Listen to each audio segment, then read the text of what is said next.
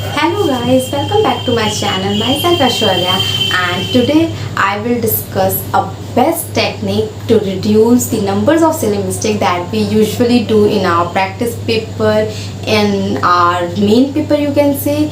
As a NEET aspirant मैंने सबसे बड़ी प्रॉब्लम अपने प्रिपरेशन में यही फेस किया कि मैं सिली मिस्टेक्स को कम कैसे करूं, क्योंकि मैंने इतने मिस्टेक्स किए, इतने मिस्टेक, और उनका रूट कॉज था सिली मिस्टेक, जो कि मुझे पता था। एंड इवन मैंने उसको मतलब जो कि मुझे पता था कि ये चीज़ मुझे नहीं करनी है, फिर भी वो मैं कर देती थी, तो मैं उसे as a silly mistake count करती थी। तो मैंने उसको बहुत कोशिश किया सॉल्व करने की, उसको रिवाइज करने की, मतलब कि बहुत चीज़ें ट्राई की, बट वो सिली मिस्टेक हो ही जाता था। एंड आई नो आपसे भी होता होगा, बट फिर मैंने अल्टीमेटली एक बेस्ट टेक्निक ढूंढा, तो मैं उम्मीद करती हूँ कि वो आपके लिए भी हेल्पफुल होगा। तो मैंने क्या सोचा था कि सिली मिस्टेक्स मतलब क्या होते हैं, कि जो भी हम लोग थ्योरीज पढ़ते हैं, जब पेपर सॉल्व करते हैं, कॉन्सेप्ट करते हैं, क्वेश्चंस प्रैक्टिस करते हैं, तो उसमें कई सारे मिस्टेक्स होते हैं। तो वो मिस्टेक्स ऐसे होते हैं, कभी कभार वो या तो हमारे कॉन्सेप्ट की वजह से मुझे नहीं आते, या फिर आपको नहीं आते, या फिर हम लोग उसको अच्छे से पढ़े नहीं होते। तो मैंने इसके लिए एक कॉपी बना ली थी, जिसको मैंने नेम दिया था silly mistake copy, as a subject wise, for physics, for chemistry and for biology. तो मैं क्या करती थी, उस कॉपी में मैं सब कुछ नोट डाउन करती थी, सब कुछ मतलब एवरीथिंग। मैं अगर थ्योरी पढ़ रही हूँ, उसमें कोई ऐसी टॉपिक आया, ऐसा कोई बात आया, मतलब मैंने उससे रिलेटेड कोई गलती कर चुकी हूँ और वो गलती मैं फिर से रिपीट ना करूँ, तो मैं उसको एज अ की पॉइंट मैं उस कॉपी में लिख लेती थी। मतलब उसको टू लेंथी नहीं बनाना, शॉर्ट टर्म्स में, शॉर्ट ट्रिक्स में, अपने लैंग्वेज में उसको लिख लेती थी। तो उससे क्या होता था कि मैं उसको लिखने के बाद मैं उसको रिवाइज कर लेती थी, और बस की टर्म्स ही नहीं, जैसे कि जब मैं कभी पेपर सॉल्व करती थी तो उसमें कुछ ऐसे कैलकुलेशन मिस्टेक्स हो जाते थे, जिसको हम लोग कहते हैं शिट यार, ये तो कैलकुलेशन मिस्टेक था, बट उसको भी सुधारा जा सकता है। ट्रस्ट में मैंने भी अपने कैलकुलेशन मिस्टेक्स पे बहुत बड़ा कंट्रोल किया, सिर्फ और सिर्फ एक कॉपी की वजह से। सिर्फ एक कॉपी, मतलब सिली मिस्टेक कॉपी, जिसको मैंने नेम दिया था। उसमें मैं क्या करती थी, जो भी क्वेश्चन गलत होता था, जैसे मैंने पेपर में कोई क्वेश्चन सॉल्व किया, वो गलत हो गया, तो पहले मैं उसको चेक करती थी कि वो गलत किस स्टेप में हुआ। जैसे अगर मैंने सब्ट्रैक्शन गलत किया, एडिशन गलत किया, या फिर मैंने मुझे 2 लिखना था बट मैं 4 लिख दी एब्सेंस माइंड की वजह से, तो मैं उस मिस्टेक कॉपी में उसको उसी लैंग्वेज में लिखती थी। पहले मैं क्वेश्चन लिख लेती हूँ, मीन्स सब्ट्रैक्शन गलत हुआ कि माइनस क्या गलत हुआ, उसको लिख लेती थी। फिर मैं उसमें बताती थी कि ओ शिट, मैं अपनी लैंग्वेज में ही उसमें लिखती थी कि शिट, मैंने तो यहाँ पे 2 की जगह 4 लिख दिया, ओ गॉड 2 + 2 4 होता है, 6 नहीं।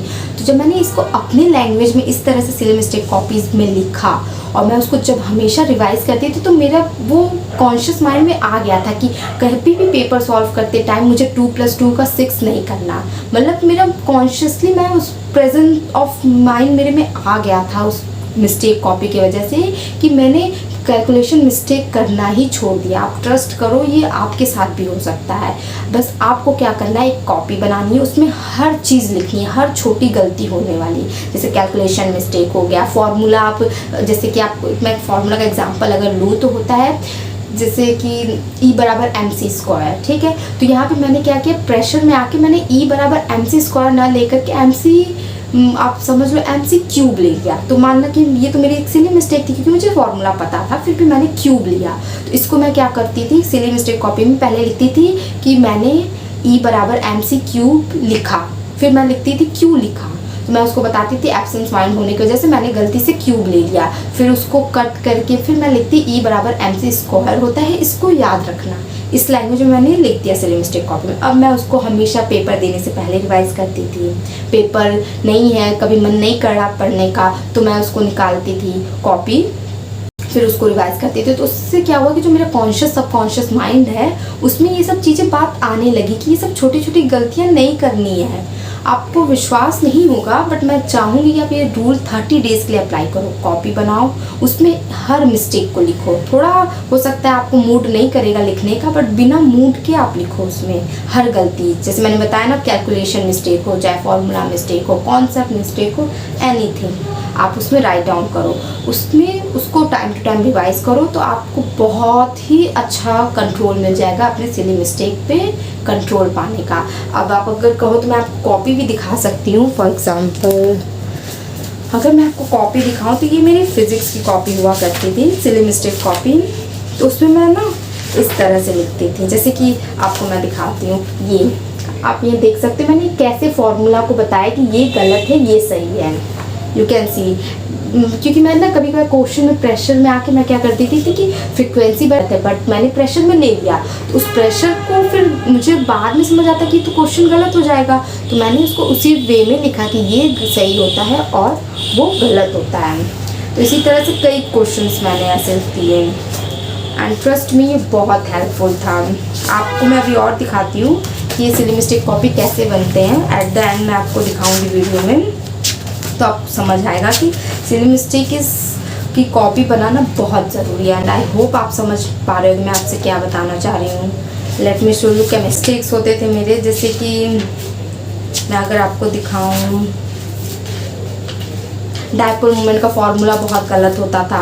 मैं यहाँ पे हमेशा n+2 ले लेती थी, आई मीन n+1 ले लेती थी, बट यहाँ होता क्या है n+2 होता है। तो मैंने उसको भी लिखा, उसको अंडरलाइन किया कि n+1 नहीं होता, n+2 होता है। तो इस तरह से हर चीज़ें अपनी लैंग्वेज में इस कॉपी में लिखो, इसको रिवाइज करो। जब मन ना करे पढ़ने का आप इसको पढ़ो, तो इससे आपको बहुत अच्छा कंट्रोल मिलेगा आपके मिस्टेक्स के ऊपर। और सबको पता है नीट एस्पिरेंट का सबसे बड़ा डर यही होता है, मैंने प्रेशर में कैलकुलेशन मिस्टेक कर दी, प्रेशर में फॉर्मूला गलत रख दिया। नहीं, जब आप उसको हमेशा अपने माइंड में रखोगे ना, तो ये सब गलतियाँ कभी आपसे नहीं होंगी, trust me. And I hope आप मेरा ये रूल 30 डेज़ के ज़रूर फॉलो करेंगे और आपको रिजल्ट आप खुद मिल जाएगा, बस आपको ट्राई देने की ज़रूरत।